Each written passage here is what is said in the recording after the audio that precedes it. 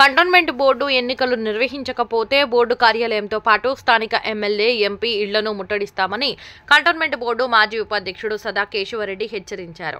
మంగళవారం కంటోన్మెంట్ 6వ వార్డులోని ఆయన నివాసంలో ఏర్పాటు చేసిన విలేకరుల సమావేశంలో మాట్లాడుతూ గత 10 సంవత్సరాల నుంచి కంటోన్మెంట్ బోర్డు ఎన్నికలు నిర్వహించకపోవడంతో స్థానికంగా నెలకొన్న సమస్యలు అక్కడే తిష్ట వేస్తున్నాయని తెలిపారు.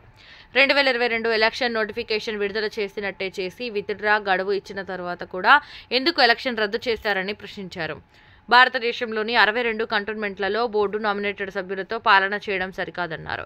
రక్షణ శాఖ కంటోన్మెంట్ బోర్డు ఎన్నికలు నిర్వహించకుండా ప్రజల హక్కులను కాలరాస్తున్నారని మండిపడ్డారు. చట్టంలోని లొసుగులను ఆసరాగా చేసుకుని ఎన్నికలను నిలుపుదల చేయడం ఏమిటని ప్రశ్నించారు. బోర్డు పరిపాలన విభాగంలో 3 మాత్రమే పాలించడం ఎంతవరకు కరెక్ట్ అని అడిగారు. బోర్డు ఎన్నికల విషయమై బోర్డు మాజీ ఉపాధ్యక్షుడు జంకుల మహేశ్వర్ రెడ్డి కూడా హైకోర్టును ఆశ్రయించిన ఫలితం లేకుండా పోతుందని తెలిపారు. కంటోన్మెంట్ ప్రజలు భారతదేశ పౌరులు కాదా అని ప్రశ్నించారు.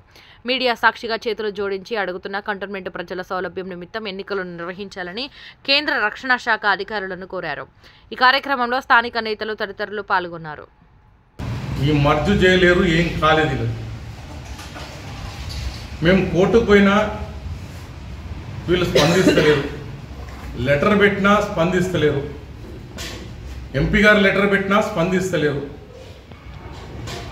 మరి ఏ విధంగా స్పందిస్తారు? ఈనాడు మీ మీడియాకు వచ్చి, మీ మీడియా ముందుకు వచ్చి, అయ్యా స్పందించండి, ఇక్కడ బాధకాలు మీకు తెలుస్తలేదా?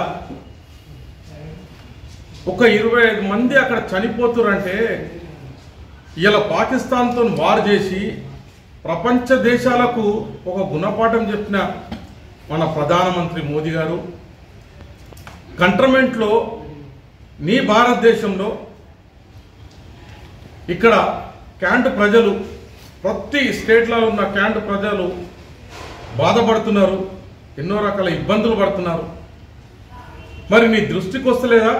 లేకుంటే మీరు సిటిజన్ కాదనుకుంటున్నారు? మేము కూడా ఏదైనా పక్క దేశం నుంచి వచ్చి ఇక్కడ ఏమైనా సెటిలర్స్ అనుకుంటున్నారా మీరు? అయ్యా, ఇక్కడ మీరు 16 మంది చేసే బోర్డుని 3కి కుదించిరండి. మరి 550 మంది 53 మంది మీరెందుకుంటారు పార్లమెంట్లో?